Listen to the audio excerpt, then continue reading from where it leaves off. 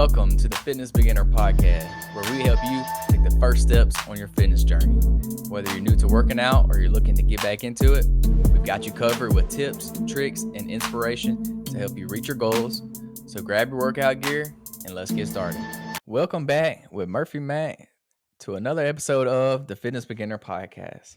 Hope you all had a great week this week, or great week last week. Today's only Monday. I challenge y'all, do something to challenge yourself this week to work towards your goals, to work on your relationships, your career, whatever it is you're trying to do right now in life, whatever your goals are, whatever season of life that you're in. I challenge you, do something every day this week to work towards whatever that is. It don't have to be nothing crazy or spectacular, just one little thing each and every day. And that's how you eventually get there. I like to say, get 1% better every day. So do something to challenge yourself. We got a cool little topic today, and this topic is literally what the name of the podcast is about. It's about being a beginner. So if you're brand new to fitness, you want to start here. That's what we're going to do and talk about in the podcast today. But before, y'all know we got to update you about myself. Last week was my first full week back into the gym working out. And honestly, I enjoyed every bit of it. I love getting back into the gym and actually lifting some weights, pumping some iron, pushing myself a little bit. With that being said, though, I am extremely sore. Literally every muscle in my body is sore right now. So that part is not very fun, but it was fun. It was fun getting there, getting to lift some weights and not have to worry about running 15 miles every day, if you know what I mean. So yeah, I enjoyed that. It definitely is a challenge mentally getting back into the rhythm of doing something different because it's literally since January of this year, I have been doing endurance training for like 7 days a week. Well, 5 days a week up until about May. And then at May, I did it for about 7 days a week. So it's definitely a shift, definitely a change in my schedule and in my routine because I was doing 2 a days. I was working out before work every day and after work. And now I'm just going to the gym before work. So it's definitely a change of pace. It's a little different, but sometimes change is good. It's good to change things up because sometimes we can get stuck in those rhythms, stuck in those patterns and get kind of stagnant. But we changing up. We're getting back to the gym. We lift some weights. We got to put some weight on. I've already put a few pounds back on since the Ironman. That's probably just water weight and things like that because I'm not running and biking and stuff like crazy. But yeah, we're gonna try to bulk up a little bit, put some muscle back on. Definitely lost a lot of muscle throughout the Ironman journey and a lot of size and strength. So that's what the goal is now for, like, I guess you could call this the off season because now it's winter and it's gonna get cold. So gonna try to bulk up, eat a lot of food. You best believe Thanksgiving's this week. We're gonna eat some good food. Y'all already know what the deal is. Speaking of Thanksgiving, I know it's this week, and I know y'all are gonna splurge a little bit, and that's okay. I'm not gonna shame you for that. I'm gonna splurge myself. That's okay. It's Thanksgiving. You can allow yourself a little forgiveness for one day. But with that being said, don't overdo it for the rest of the week. Like, you know you're gonna be eating bad on Thursday. Go ahead and set yourself up, prepare yourself for Thursday. Monday, Tuesday, Wednesday this week, you should be on point with your diet. Shouldn't be going over. Don't be eating any extra calories because you know on Thursday, you're going to eat about 3 days worth of calories. And then don't overdo it again on Friday. I know y'all going to be eating leftovers on Friday, and that's okay. I'll probably be eating leftovers myself. But control your portion sizes. Don't get crazy with the desserts and all the extra stuff. Just focus on your protein first. Control your portion sizes, and y'all got this. Don't be too hard on yourself on Thanksgiving. Enjoy yourself, enjoy your family, time with friends, time off of work, enjoy it, and then get right back on things on Friday. Get back to the gym on Friday. So that's enough about that. We're going to hop into the podcast topic today. And today we're talking about where you need to start when you're starting on your fitness journey if you have no clue where to even start. If you don't know what to even do, where to begin, you're brand new, fresh, you just decided yesterday that you're going to get in the gym and you're going to lose some weight.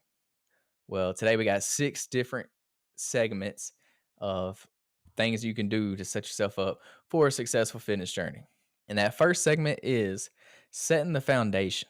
So everybody knows when you're building a house, the first thing you build is a foundation.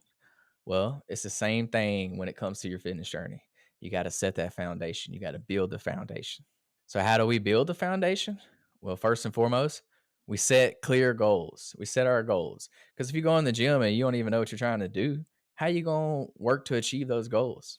So most of the time when people start their fitness journey, they have a goal in mind. People start their fitness journey for a reason. I don't know many people that just randomly started working out just for fun. Either people are overweight, they want to lose some weight, or they're skinny and they're trying to put on some size. They're trying to gain some confidence. They're trying to train for a certain sport. They're trying to do an Ironman or a triathlon. If you're having a midlife crisis and you want to run a marathon, you're training for something, there's always that reason. So figure out that reason, set a clear goal. Make sure, we like to say SMART goals. So SMART stands for specific, measurable, achievable, relevant, and time bound. So that's SMART goals. Get really clear. I advise, write these down. Get a piece of paper or write them in your notes on your phone. Write them down so that you can go over them and look at them every day or every week, or whenever you're feeling discouraged, go over and look at your goals again. Set clear goals. Have a big goal at the end, your target goal, have that at the end. And then you also want to set smaller specific goals that build on top of each other in order for you to get there. Because if you just have one big goal at the end, sometimes it can be too far off and too big, and you get discouraged because you never think you're going to hit that goal. So set little small goals that you can achieve over time. This will keep you going, to keep you motivated, and eventually you will get there, get 1% better. You got to understand your why. So identify those personal motivations for starting your fitness journey. Understand the why. It may be for you, hey, these are my favorite pair of jeans and I love wearing these jeans, but I can't fit in them no more. I can't wear them. So that's a personal motivation. That's going to motivate you to lose that weight. That's going to get you in the gym, give you something to look forward to, something to work and to strive forward. So understand your why. And then not only is it sentimental things like that where you want to fit into that jeans or you want to look better in pictures with your family, you also got to think of the mental and physical benefits that exercise is going to bring you as well. Say, for example, you're struggling with diabetes, losing weight, dropping some weight. This is going to help with your diabetes. Or if you're struggling with confidence, get in the gym, put some muscle on. You're going to look better. You're going to feel good, and your mental health is going to increase. You're going to feel better. You're going to be mentally prepared. You're going to feel better physically. You're going to look better physically. So I'm not even going to get into all the mental and physical benefits because there's a ton of them. That's a whole nother podcast topic in itself. We may have to do that at a later date. So going into the next segment, number 2, assessing your current state. So after we get clear on our goals, number 2, we want to assess our current state. So do a physical assessment. Evaluate your current fitness level. And this goes for strength, flexibility, your cardiovascular endurance. So do a self-assessment or even get an actual assessment done by a personal trainer, a doctor, or something like that to give you a good base idea of where you're at, where you're starting at. Because this is going to determine what kind of workouts you can do, how often you can work out. It's going to determine all these extra factors that go into it. You want to make sure you consider any pre-existing health conditions, any older injuries that you've had. So if you've broken a bone somewhere and it limits your mobility in a certain area, then obviously you got to work around that in the gym. If you can't squat all the way because you got bad knees, well, guess what? You probably shouldn't be doing squats. You got to find a different thing to do. You may have to do the leg press or something that, I don't know. Assess all these things so you can set up a better plan and be more prepared when you go into the gym than just going in there and winging it or going in there and hurting yourself because you're doing stuff you probably shouldn't be doing. So it's very important to have a good understanding of where you're starting at so that you don't get injured and you don't get discouraged in the gym. Because if you're in there and you think you're a lot stronger than what you really are, and you get in there and start lifting weights, you realize, oh, I'm weak. It's going to hurt you mentally. It's going to give you discouraged, and you're probably going to end up quitting your fitness journey. Flexibility is another big one too. You really want to work on your flexibility because I know most people, we're just not flexible. We sit at desk all day. We get stiff, so flexibility is a big thing you want to work on too. And then after you do a physical assessment, you want to do a mental assessment. So reflect on your current lifestyle, on your current stressors, things that trigger you. Reflect on these, figure out what they are so you can work on them when we go into the gym. Gauge your mental readiness for a fitness commitment because it's going to be a change. You're not used to it. You haven't been doing it. It's going to be a change from what you're used to. So you got to mentally prepare yourself. You got to get ready for that fitness commitment because it's going to be a whole change in lifestyle. It's not going to be something you do for a week, for a month, 2 months, like if you really are serious about this fitness thing, about getting in shape, about being healthier physically and mentally, it's going to be a whole different change in your lifestyle. It's going to be something that you incorporate in your weekly routine. So it's going to be change. It's kind of like at the beginning of the episode, I talked about I'm going through a process of change right now. It's going to be the same for you. You're going to go through a change. It's going to change what you do on a normal basis, what you do on your normal schedule, on your normally work week schedule. You got to incorporate fitness, and not only fitness but diet as well into this. So just kind of do those physical assessments and mental assessments to get you a good base understanding of where you're starting at, so that you can gauge what you need to do based off where you're starting at. You wouldn't necessarily start in the same place that I'm starting at, because we're in two different places. Next segment number 3, create a sustainable workout plan. So I'm not going to deep dive too far or too much into what actual workout plans you should do, what exercises you should do. That's going to differ from person to person. And you can get down in the weeds in that, and it's a long way. But we're just going to go over starting with manageable activities. So incorporate activities that you enjoy and make it sustainable. Don't do things that you don't like. Everybody thinks of the bench press and the squat and the deadlift when you go into the gym. Well, guess what? If you don't like any of those, you don't have to do any of those. There's alternatives to pretty much every lift in the gym that you can do. Find lifts that you like, find different workout styles that you like. It may not even have to be like bodybuilding type workout. It could be CrossFit. It could be calisthenics. It could be the fitness classes, the body pump classes. It could be the TRX classes. It could be a spin class. It's different for everybody. There's so many different ways to work out. So find something that you like, that you can enjoy, and stick with that, because that's going to be more sustainable. You're actually going to do that over time. And just begin with 2 to 3 days. I suggest at least 3. You should do at least 3 days a week starting out. You could probably do that for like a year or so. You really don't have to increase it as early as you think. But I do suggest increasing that over time. You will eventually start to hit a plateau, and you will probably have to add days in here. But hey, 3 days a week, that's a great place to start. And you want to choose a balanced workout routine. So, what do I mean by balance? You want to include strength training, you want to include cardiovascular exercises, so cardio, and you also want to include flexibility work, so like mobility workouts, exercises, things like that. So you want to do all 3. You want to build muscle strength, you want to work your cardio system, do some running, stair climbing, walking, whatever, and you want to work on your mobility, on your flexibility. Um, because as we get older, we lose that flexibility. So you got to work on it so that you don't lose it and that you can get better at it. It's very important that you keep a variety of fitness in your routine. So I know we'll get stuck on the things that we like to do most of the times, which is what you should stick to the majority of the time, because that's going to keep you coming back. But you also need to incorporate these other things into your workout routine as well, because if you don't use it, you'll lose it. So, and cardio, that's just good for your heart health. So you want to work your heart. Strength training, good for your muscles, obviously.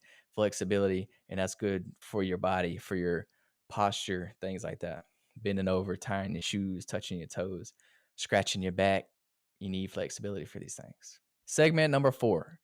Everybody tries to make nutrition so hard, and it's really not. It's really not that hard.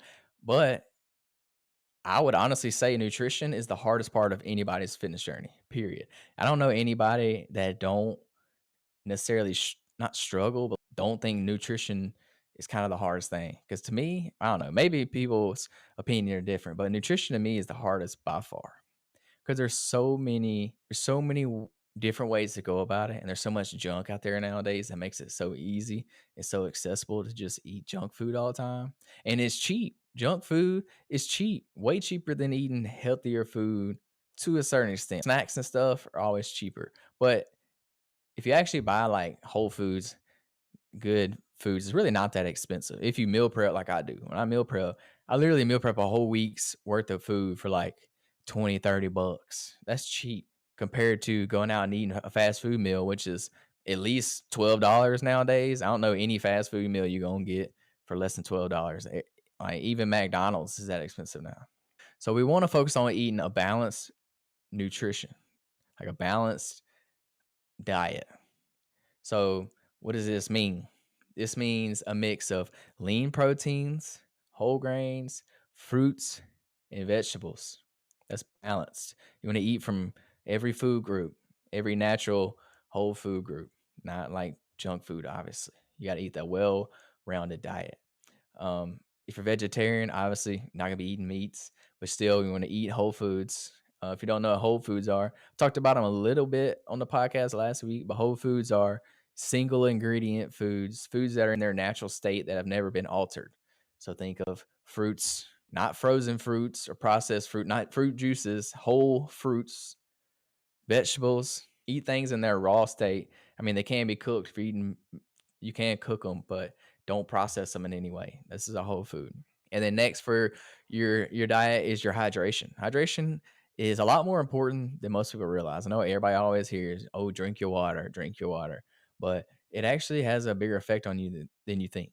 Because a lot of the drinks that y'all drink that are not water, you get a lot of water through those because waters are normally the base of them. It's like sodas and things like that. They all have a little bit of water in them. So that's how your body still functions because you're still getting a little bit of water.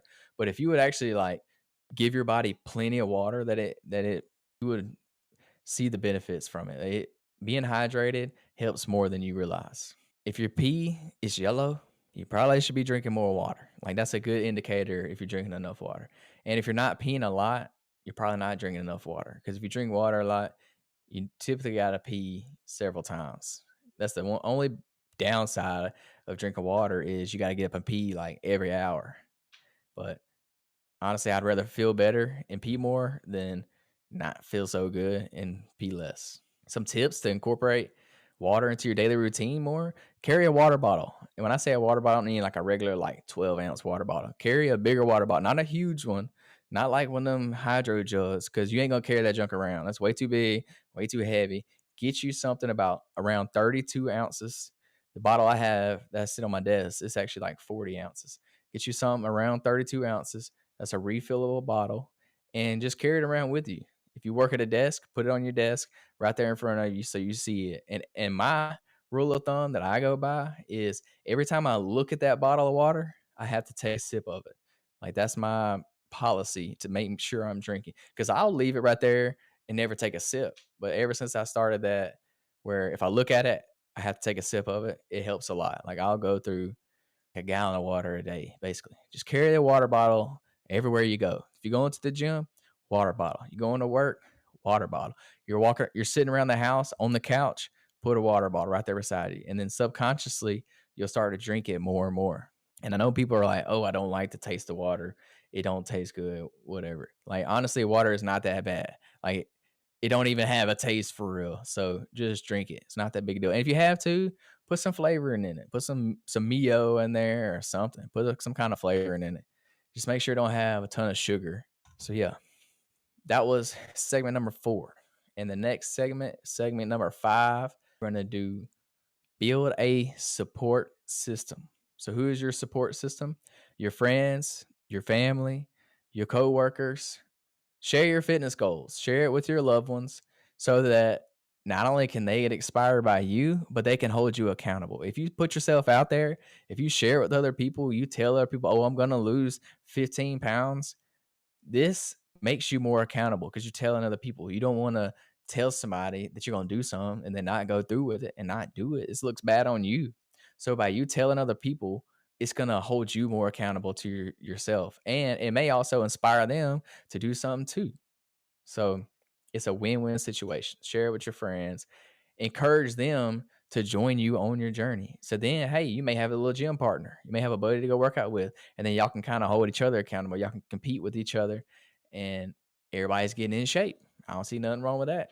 If you have to, join an online community. Join a local fitness group. Facebook has a ton of fitness communities on it. So these can be good for motivation, for guidance. If you have questions, ask people in there. Ask people where they're getting up to work out at and go join them for a workout. Participate in your fitness classes. Most gyms have some kind of fitness classes that are led by a coach. Spin classes, body pump classes, yoga classes, everything like that. Do them. Join them. They're fun. They're engaging. They're encouraging. They're motivating, and you get to do it with everybody else in there. Y'all can all suffer together. But it makes it not as bad when you get to do it with other people. So find you a accountability buddy, and y'all go knock it out the park together. If you're in, well, I guess you don't even have to be in the area, but if you don't have a Facebook group to join, there's one that I'm in. It's called Ready, Set, Goal. It's on Facebook. It's a group where it started about triathlons, but it's kind of transitioned into just an overall support group about getting in health, getting in shape, getting healthy, supporting each other, working out, everything from triathlon to ninja warrior workouts to regular gym workouts, whatever it is, it's all about supporting each other, picking each other up, holding each other accountable. So yeah, check it out on Facebook. It's called Ready, Set, Goal. And I'm in there, and several other people from our community is in there as well. Last but not least, segment number 6, and this is a big one: overcoming challenges. There's going to be very many obstacles that get in your way on your fitness journey. I don't care who you are, there's going to be an obstacle at some point. It's going to be some kind of challenge that you're going to have to overcome. It's going to make you want to quit, and you probably are going to quit for a little bit. It may happen, but hey, you got to overcome it. You got to get back in the gym, get back after it. So just know that you can always overcome like these fears or these setbacks that you have. And if your fear is actually going in the gym and working out, just know that people probably ain't paying attention to you for real in the gym like you think they are. Just because somebody looks at you or glances you at one time, that don't mean they're paying attention to you, judging you. Like, what is this doing? Why are they doing that? What the heck are they doing? Like, no, nobody. Most people in the gym, they're worried about themselves. They got the headphones in, they're zoned in, they're doing their own thing, worried about their own self, thinking about what they're gonna do later that day. They're not worried about you. So just go in there and do it. And you gotta remember, everybody started at zero. Everybody started in the same place that you're in. They was at the same place you were in, and they probably felt the same way, but they stuck to it. They got more comfortable in the gym as they went along, and started achieving their goals. So just remember, you can't compare your chapter 1 to somebody else's chapter 10. So they may be way ahead of you. That's okay. You'll get there. Just keep grinding, keep going. And also, you got to have a mindset shift. So emphasize, oh, my bad. It's important to have a positive mindset. You got to celebrate those small victories, celebrate the little progress. If your goal is to lose 50 pounds, well, when you get to 5 pounds, when you get to 10 pounds, celebrate that, because that's a small stepping stone to get you to that 50 pounds. Once you lose 10 pounds, guess what? Now you only got to lose 40 pounds. So celebrate these small victories. Have a positive mindset. Hey, if you lost 10 pounds one week, but the next week you gain back 2 pounds, you can't let that beat you up. You can't let that be the end of the world. You can't just be like, oh, well, I can't do this. I'm putting weight back on. You got to stick to it, because if you keep doing it over time, you will get there. You just got to keep that positive mindset. Don't let little things deter you from your goals. That's why I said set clear goals. That was number one. First and foremost, set clear goals and don't stop until you achieve them. Keep a positive mindset, and you will get there eventually if you get 1% better every day. So that is my 6 segments of where to start on your fitness journey when you start from scratch, when you're starting from nothing. So number 1, setting the foundation, setting your goals. Number 2, assess your current state, a physical and mental assessment so you know where to start at. Number 3, create a sustainable workout plan. If you don't know what to do, Google one. Literally type in your age, your sex, your goal on Google, and type in workout plan at the end, and one will pop up. Just follow it. There's plenty of free workout plans out there. Number 4, your nutrition. Eat whole foods. Keep it simple. Don't eat processed foods. It's got a long expiration date. It's processed. You probably shouldn't be eating it. Number 5, build a support system. Tell your friends and family. Get accountability buddy, and y'all work out together, and y'all can hold each other accountable. And number 6, overcome those challenges. Overcome those obstacles, because they're going to happen. They're going to come full force, and you got to figure out a way to overcome it and keep going. So yeah, with all that being said, I encourage you, take your first step, commit to your goals, and go get it. Y'all got this. It's not that hard. Y'all try to make it harder than what it is. So yeah, That's the podcast I got for y'all today. Thank y'all so much for hanging out with me. I appreciate it. I hope y'all got something from the podcast. Take it, apply it in your own life, in your own fitness journey, and let me know how it works out for you. I hope to see y'all in the gym next week. Hey, come to the Y, work out with me. I love to get a workout in. Hit me up. If y'all have any topics for the podcast, let me know. Follow me on all socials, Murphy Mac Fit or Murphy McCammon. You just look me up. Follow the YouTube channel, the Fitness Beginner Podcast on YouTube. I post the live streams on there so you can go back and watch it if you want to. Or if you want to watch the audio version of the podcast, it's on YouTube. Check out the live streams. And if you tune in on Apple or Spotify, leave me a review. I appreciate it. Give me 5 stars, subscribe. Let me know what y'all think about the podcast. We want to get better. Just like y'all want to start y'all's fitness journey, get better and hit y'all's goals. I want to start. Well, I've already started my podcast journey, but I want to get better, hit those goals so I can help provide as much value to y'all as possible. Thanks again for hanging out. Tune in next week for another episode of the Fitness Beginner Podcast. Peace, love, protein. Thanks for tuning in to the Fitness Beginner Podcast. We hope you found today's episode helpful and inspiring. Remember to always start small, set realistic goals, and most importantly, have fun. Don't forget to tune in next week for more tips and advice on how to kickstart your fitness journey. Until then, stay active and stay healthy.